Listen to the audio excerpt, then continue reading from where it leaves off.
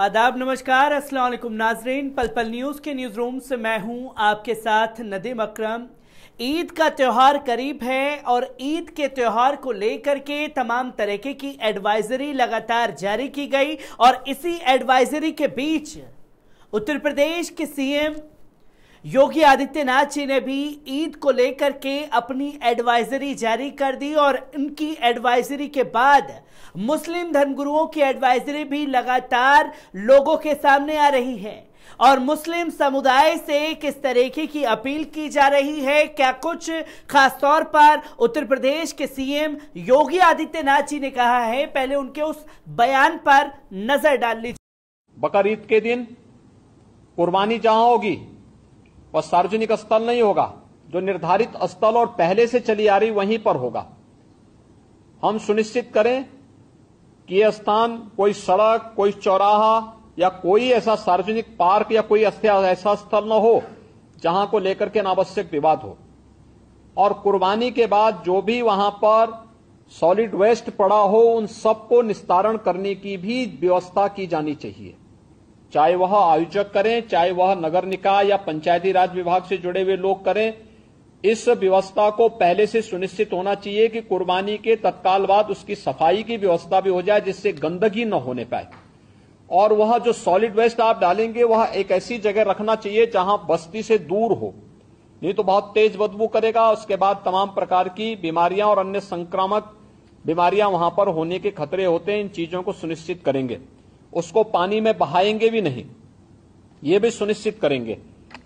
आपने सीएम योगी आदित्यनाथ जी के बयान को सुना, जहां उन्होंने ईद को लेकर के अपनी एक सख्त एडवाइजरी या यूं कहें कि एक फरमान लोगों के ऊपर देने की कोशिश की, जिसको साफ शब्दों में कहा गया कि आपको पालन करना है। और सीएम योगी आदित्यनाथ जी के बयान के बाद मुस्लिम धर्मगुरुओं का किस तरीके से बयान सामने आया है, पहले इस वीडियो पर नजर डाल लीजिए। जी, आने वाली 10 जुलाई से और 12 जुलाई तक हमारे देश में ईद उल अज़हा का त्यौहार मनाया जाएगा। हम ईद उल अज़हा की नमाज ईदगाहों के अंदर और मस्जिदों के अंदर ही पढ़ें, ना कि सड़कों पर पढ़ें। ऐसा करने से दूसरों को परेशानी हो सकती है और त्यौहार के दिन हमारी वजह से किसी को परेशानी नहीं होनी चाहिए। दूसरी बात, ईद उल अज़हा की नमाज के बाद कुर्बानी करते हैं हम जानवरों की, जो हजरत इब्राहीम अलैहिस्सलाम की सुन्नत है कुर्बानी करना।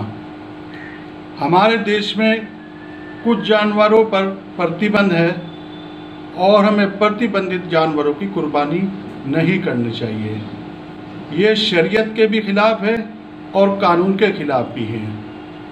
इस्लाम धर्म भी यही कहता है कि जिस देश और प्रदेश में रहो वहाँ के संविधान और कानून का पालन करो और साफ सफाई का ध्यान रखें। साफ सफाई भी आधा ईमान है।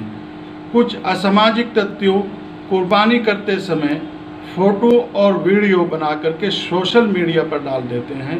ऐसा नहीं करना चाहिए। ऐसा करने से दूसरों की भावनाओं को ठोस पहुंचती है। तो हमें ख्याल रखना है कि हमारे त्यौहार की वजह से दूसरे धर्म के लोगों को हमारी वजह से उनकी भावनाओं को ठेस नहीं पहुंचनी चाहिए।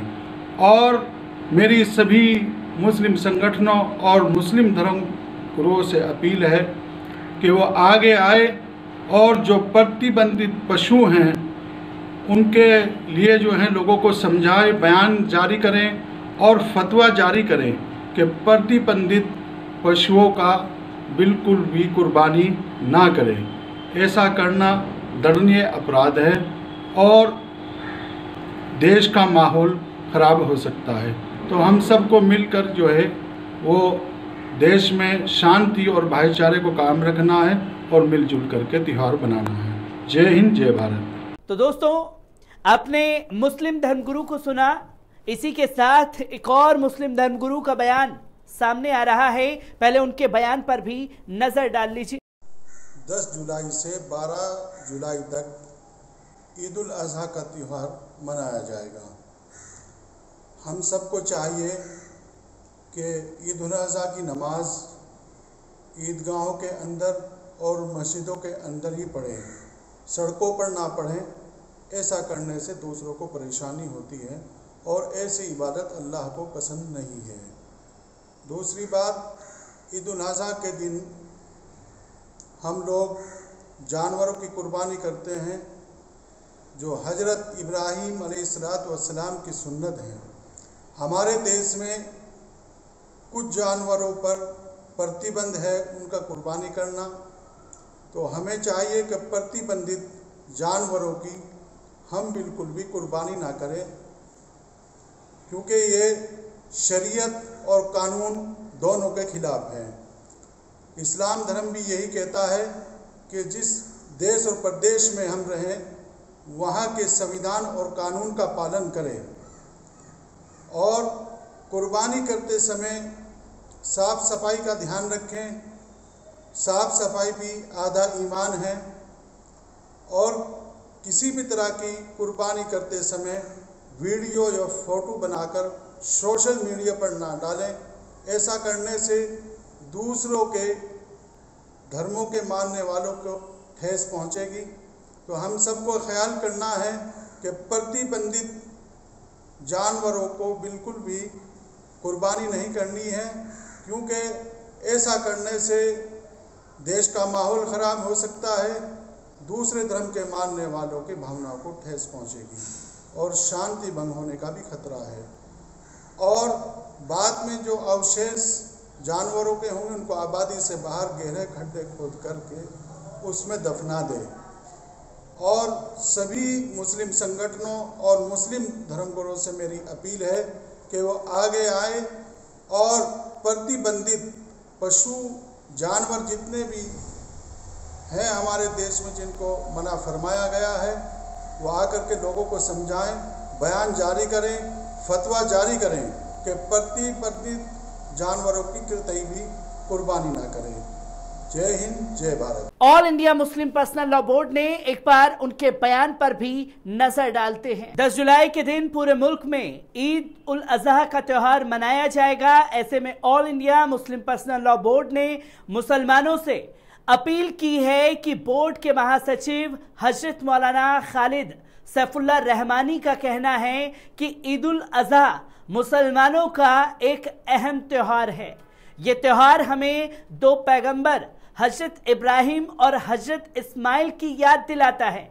ये त्योहार हमारा इस ओर ध्यान दिलाता है कि अल्लाह की रजा की खातिर हर तरह की कुर्बानी के लिए तैयार रहें और अकीदा तौहीद पर साबित कदम रहें। मौलाना ने कहा कि इस मौके पर सभी मालदायक मुसलमानों पर जानवरों की कुर्बानी फर्ज है और दुनिया के सभी धर्मों में इसका तसव्वुर मौजूद है, लेकिन कुर्बानी करते हुए इस बात का खास ख्याल रखें कि कोई ऐसा काम न करे जो दूसरे भाइयों के दिल दिखाने के वाजिब बने।